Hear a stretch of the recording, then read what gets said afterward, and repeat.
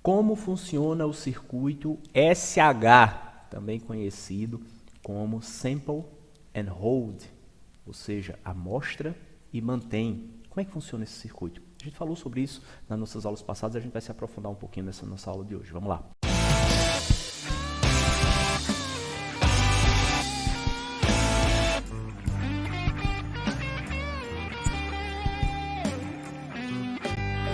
Olá, seja muito bem-vindo ao meu canal do YouTube. Eu sou o professor Jalbert e nessa nossa aula de hoje a gente vai continuar falando sobre a nossa série de vídeos sobre conversores AD e DA. Temos uma série de vídeos específicos, uma playlist específica aqui no nosso canal falando sobre esse conteúdo. Tá? E nessa nossa aula de hoje a gente está na aula de Sample and Hold, uma aula específica sobre um dos componentes que nós falamos nas nossas aulas passadas, de uma das etapas que a gente tem, que é a etapa de amostragem na conversão, e a gente falou sobre esse circuito e hoje a gente vai tratar especificamente sobre ele para você entender sobre ele um pouco mais profundamente.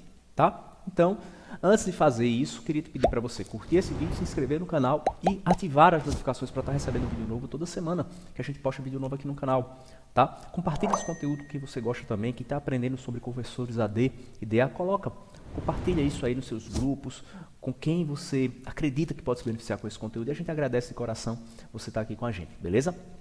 Olha só, vamos lá.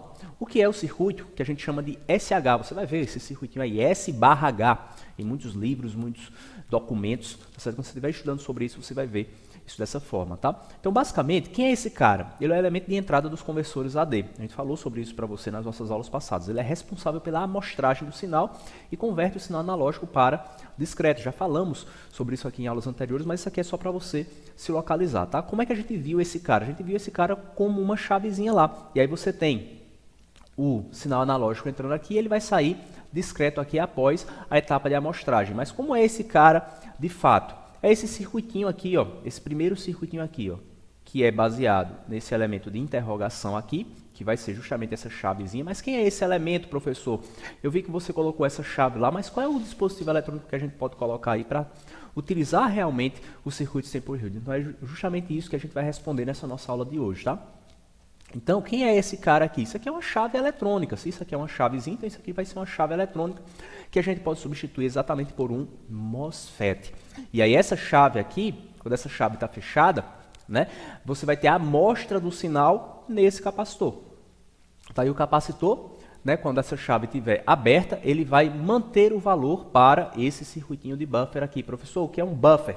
A gente está na playlist de amplificadores operacionais. Então, a aula sobre buffer a gente já deu em nossas aulas anteriores. Então, acesse a nossa playlist que você vai entender bem direitinho como funciona esse circuitinho aqui, como sendo um buffer para você olhar a configuração e já entender. Eu estou falando também para você dessa configuração aqui para você. Quando visualizar uma chave com o capacitor, você já saber. Isso é um circuito SH, isso é um circuito Sample and Hold. Tá?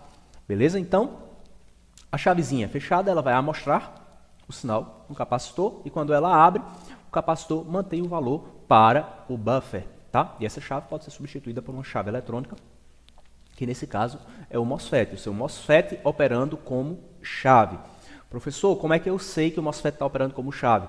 A gente tem uma playlist exclusiva sobre MOSFET, uma das playlists mais completas do YouTube. Se você ainda não conhece, vale a pena você ir aqui nas nossas playlists, procura MOSFET e você vai entender como é que o MOSFET opera como chave, que a gente já falou sobre isso aqui para você em nossas aulas anteriores. Tá legal?